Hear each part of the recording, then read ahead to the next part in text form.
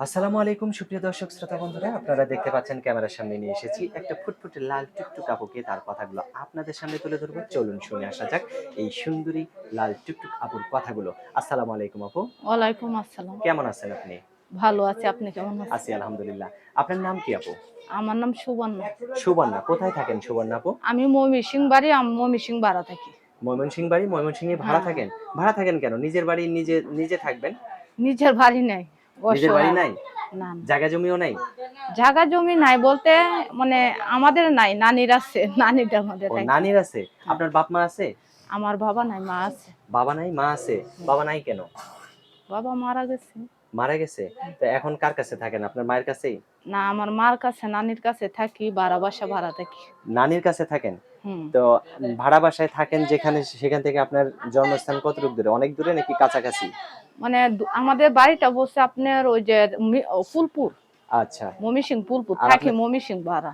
আচ্ছা, শহরে ভাড়া থাকেন। হ্যাঁ, কি হ্যাঁ। করেন ওইখানে? ওইখানে মানুষের বাসায় কাজ করে। কি কাজ করেন? ওই যে বাসার কাজ বুঝেন না, ও হাঁড়ি বাসার পাতিল বাসা বাড়ির মাজা, হাঁড়ি-পাতিল মাজার মানুষের কাজ করেন? সেবা করা, এগুলা। কতটুক টাকা কত পান? বেশি পাই না, ৩-৪ হাজার, ৫ হাজার এরকম। তে এগুলা দিয়ে তো সংসার আপনি চলে। থাকেন কাকে নিয়ে? নানিকে নিয়ে? নানিকে নিয়ে, হ্যাঁ। আচ্ছা। তো এখন আপনার যদি বিয়ে হয় বা আপনার বিয়ে হয়েছিল নাকি? হ্যাঁ, আমার বিয়ে হয়েছিল। বাসা জামাই ভালো ছিল না, মানে হ্যাঁ। ডিভোর্স দিয়ে দিছে। ডিভোর্স দিয়ে দিছেন? হ্যাঁ, কেন ডিভোর্স উনাও দিয়েছেন দিছে, কেন? উনাই দিছে। তো জামাইকে সুন্দর করে আদর ভালোবাসা দিয়ে রাখলে ভালো হইতো এগুলা না? তো গাঁজা কা মদ কা বুঝছেন না, এরকম মানুষকে আর ভালোবাসা দিয়ে রাখা যায়?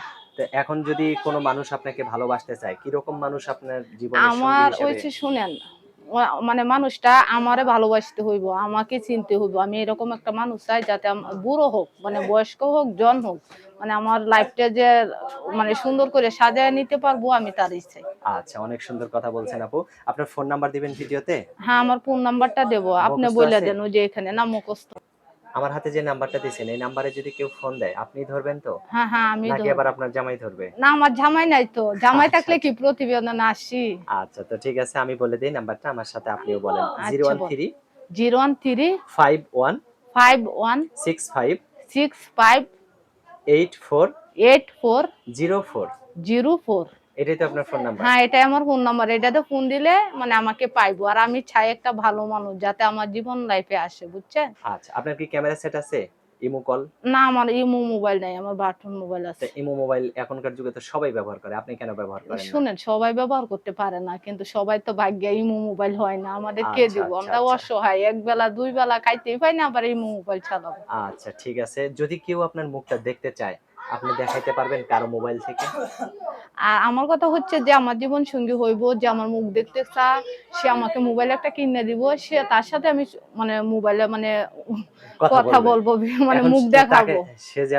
সে যদি আপনাকে কিনে দেয়, দেওয়ার পরে যদি আপনার সাথে আর মানে দেখা না করতে পারে, মানে আপনার সাথে কথা না বলতে পারে, আপনি যদি তারে ফাঁকি দেন তখন কি হবে? জীবনে ফাঁকি দেব না। আমরা গৃহস্থ মাইয়া, আমাদের মানে জবান, ঈমান সবকিছুই ঠিক আছে। আমরা আল্লাহর কালাম, ইবাদত, বন্দেগী সবই জানি। আমরা এগুলো করবো কেন? একটা মানুষের ঠকানি মানে মহাপাপ। মানুষের মন আচ্ছা, ভাঙ্গা যে আচ্ছা। কথা, মসজিদ ভাঙ্গা একই কথা। আচ্ছা, ঠিক আছে আপু, ভালো বুঝছেন? থাকবেন, হ্যাঁ? ধন্যবাদ। আপনার কথাগুলো শুনে খুবই ভালো লাগলো। ভালো থাকবেন আপু, হ্যাঁ? প্রিয় দর্শক, আপনারাও ভালো থাকবেন। আর এই সুন্দরী আপুটিকে যদি কারো ভালো লেগে থাকে তাহলে অবশ্যই যোগাযোগ করবেন ভিডিওতে দেয়া নাম্বারে। ভালো থাকবেন সকলেই। আজ এ পর্যন্ত। আল্লাহ হাফেজ।